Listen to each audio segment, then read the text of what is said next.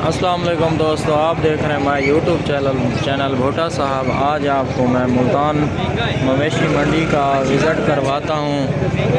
ये देख लें, ये मुल्तान मवेशी मंडी है। रश देख लें, काफ़ी रश लगा हुआ है यहाँ पे, काफ़ी सारा रश लगा हुआ है। ये देख लें, बड़े ही खूबसूरत से बैल और बछड़े लोग खरीदो फरोख्त कर रहे हैं। किन्नू वगैरह भी यहाँ पर बिक रहे हैं। ये सारी मंडी है, टोटल ही माल है।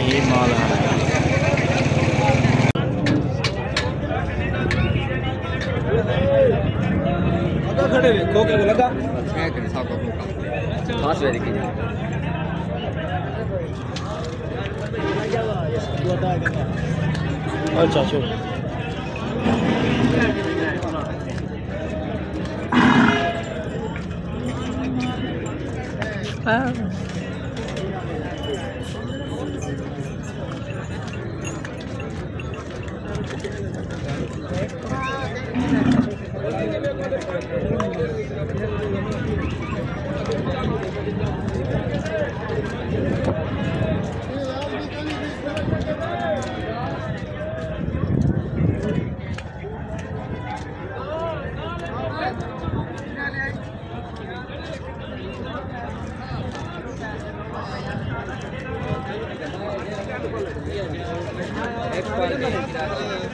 भोले ग्राम है तेरी यही चीज होने में कोई मोल है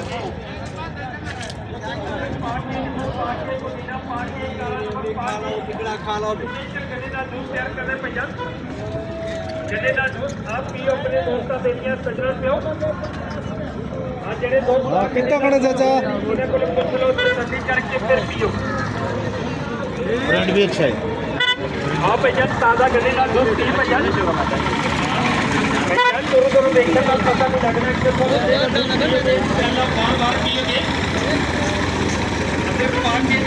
क्या हाल है? ठीक है।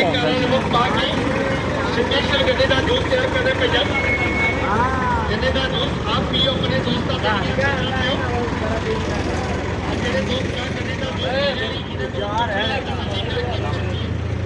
मालपुर बेटा से। हाँ,